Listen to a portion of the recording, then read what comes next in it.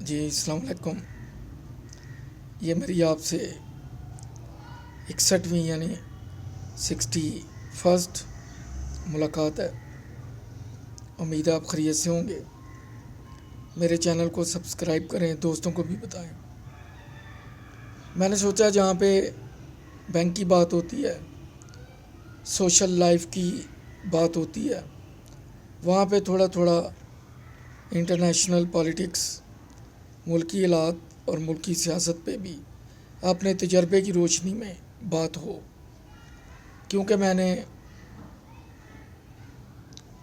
جب college life میں تھا تو میں پی پی کو بہت لائک کرتا تھا, پیپل پارٹی کو. ایوب خان کے خلاف اس وقت بھٹو صاحب کی کمپین چل رہی تھی. پھر مشرقی پاکستان وہ بھی جدا ہو چکا تھا. اس طرح بہت سے ایونٹ ہو رہے تھے. اس وقت میڈیا اتنا آزاد نہیں تھا, خبریں چھن کے آتی تھیں, یعنی فلٹر ہو کے آتی تھیں. آج کل تو میڈیا بہت آزاد ہے. تو جب ہم ملک کے حالات پہ نظر دوڑاتے ہیں تو پھر تھوڑا ایج کے اس حصے میں ہے جہاں پہ کمپیریزن کرنے کو دل کرتا ہے. تو جب میں نے ہوش سنبھالی تو گورنر مغربی پاکستان ریٹائر جنرل موسیٰ خان تھے. اس وقت گورنر ٹکا خان صاحب, جنرل ٹکا خان صاحب بہت مشہور فگر تھے. تو جنرل ایوب صاحب آئے, ماشاء اللہ تھا. وہ میرا خیال پٹھان تھے, نام سے ظاہر ہے. پھر ماشاء اللہ تھا یحییٰ خان تھے. پھر نیم ماشاء اللہ تھا بھٹو صاحب نے لگایا, وہ سندھی تھے. پھر ماشاء اللہ لگا بھٹو صاحب کے بعد ضیاء الحق صاحب نے. وہ پتہ چلا کہ وہ بھی ہجرت کرنے والوں میں تھے.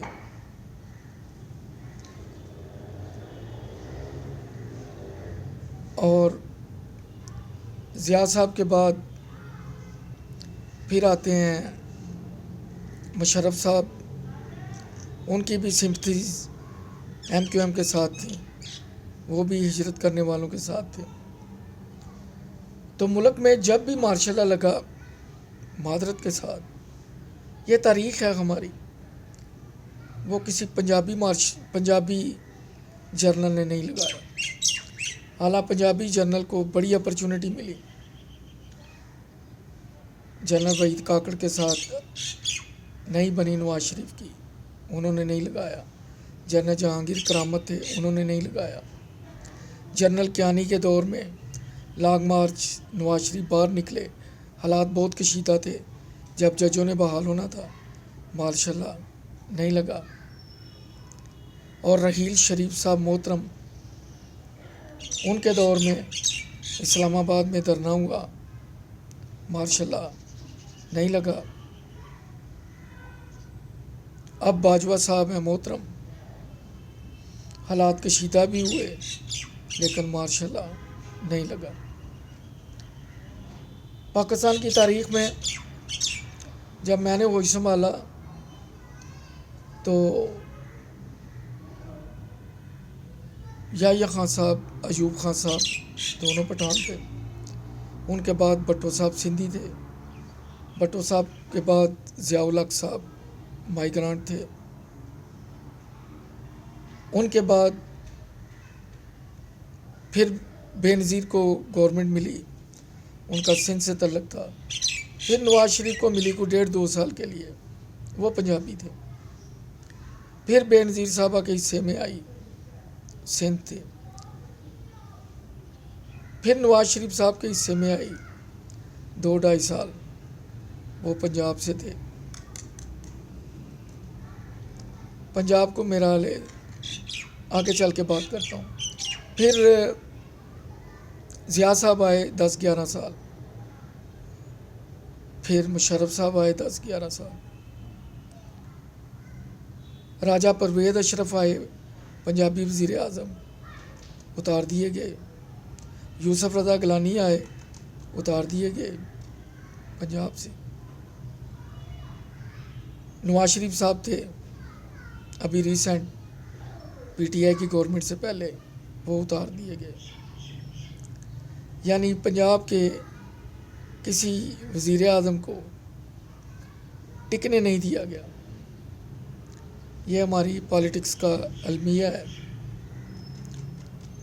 میں نے آپ کو کہا تھا سادہ سی مثال دے کے کہ ہماری اسٹیبلشمنٹ ساز کا رول ادا کرتی ہے، ہماری عدالتیں سسر کا رول ادا کرتی ہیں، ہمارے عوام بولے بالے خامد کا کردار ادا کرتے ہیں، اور جو گورنمنٹ ہوتی ہے وہ بہو کا کردار ادا کرتی ہے، اور یہ بہو کبھی سسر یعنی عدالت کو پسند نہیں آتی، کبھی یہ بہو لڑائی جھگڑا کرتی ہے اسٹیبلشمنٹ سے۔ ان کو ملک کی عزت وقار اور ملک کی حفاظت انہوں نے حلف لیا ہوتا ہے، اور جو ہماری گورنمنٹیں ہوتی ہیں وہ دماغ سے خالی ہوتی ہیں، کیونکہ جو 1.5 لاکھ ووٹ لے کے آیا ہوتا ہے وہ چٹا ان پڑھ بھی ہو، جعلی ڈگری والا بھی ہو، وہ منسٹر بھی ہو سکتا ہے، وہ وزیر اعظم بھی ہو سکتا ہے، لیکن فوج میں جانے کے لیے ایک کیڈٹ کے لیے سب سے پہلے اس کی جسمانی فٹنس ہے، ذہنی فٹنس ہے، کانفیڈنس ہے، مختلف مراحل سے گزرتا ہے، پھر جا کے وہ سیکنڈ لیفٹیننٹ بنتا ہے، پھر اس کا کیریئر شروع ہوتا ہے۔ ابھی اس نے فوج کی کمان نہیں سنبھالی ہوتی، فوج کی کمان سنبھالنے کے لیے اسے ابھی جنرل لیول تک جانے کے لیے 35-40 سال چاہیے ہوتے ہیں۔ تو ان کو ملک کا وہ دکھ وہ غم نہیں ہوتا اس بہو کو جس کو عوام لاتے ہیں، پھر یہی خامد اس کو کئی دفعہ طلاق بھی دیتے ہیں۔ یعنی عوام نے چڑھائی کر دی، پی این اے کی تحریک چلی 1971 میں، دھرنے ہوئے، کیونکہ خامد کو بیوقوف بنا کے تو لڑکی تھما دی جاتی ہے، کبھی دکھائی کھوئی جاتی ہے، ڈولی میں بٹھائی کھوئی جاتی ہے۔ یہ بیچارے بطور خامد یہ عوام یہی دیکھتے رہتے ہیں کہ ہمارے سپنے کب پورے ہوں گے۔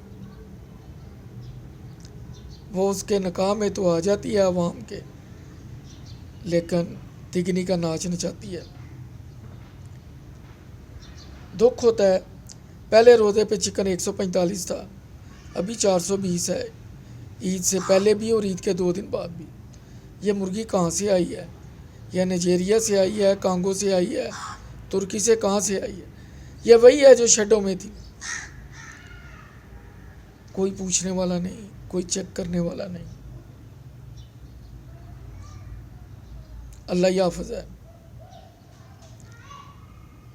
گوروں نے اورنگزیب کا دور تھا، اورنگزیب عالمگیر کا، اس کی سالگرہ پہ برٹش ایمبیسیڈر بھی انوائٹڈ تھا، تو انہوں نے بادشاہ کو چاندی، ہیرے، زیورات، جو بھی قیمتی دھاتیں ہوتی تھی، پتھر، ان میں تولا اور لوگوں میں خراج تقسیم کی۔ برطانیہ کے سفیر نے دیکھا یہ ادھر کیا ہوتا ہے، ہمارے ملک میں تو ایسا نہیں ہوتا۔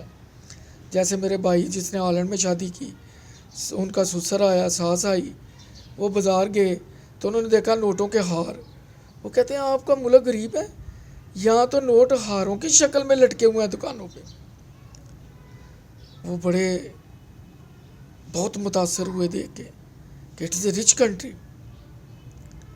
خیر، تو اس سفیر نے جب یہ سارا منظر دیکھا تو اس نے برطانیہ میں جب وہ گیا تو اس نے بتایا کہ وہاں تو اتنی دولت ہے، وہ تو سونے کی چڑیا ہے ملک، چلو وہاں چلتے ہیں۔ پھر اس طرح ایسٹ انڈیا کی انہوں نے بنیاد رکھی، بہانے سے آئے اور پھر انہیں اس ملک پہ قبضہ کر لیا۔ لیکن انگریز ہاں وہ برونائی سے گیا ہے یا ہانگ کانگ سے گیا ہے یا ہمارے بر صغیر سے گیا ہے، اس نے بے ایمانی نہیں کی۔ ریلوے لائن بنا گیا، روڈیں بنا گیا، ہانگ کانگ میں بہترین ایئرپورٹ بنا گیا، برونائی میں بنا گیا. حالانکہ اسے پتہ تھا میں نے یہاں سے ایک دن چلے جانا ہے. وہ بڑا زیرک ہے، وہ آئندہ 20 سال 30 سال کا سوچتا ہے. ہمیں تو کل کی خبر نہیں ہوتی.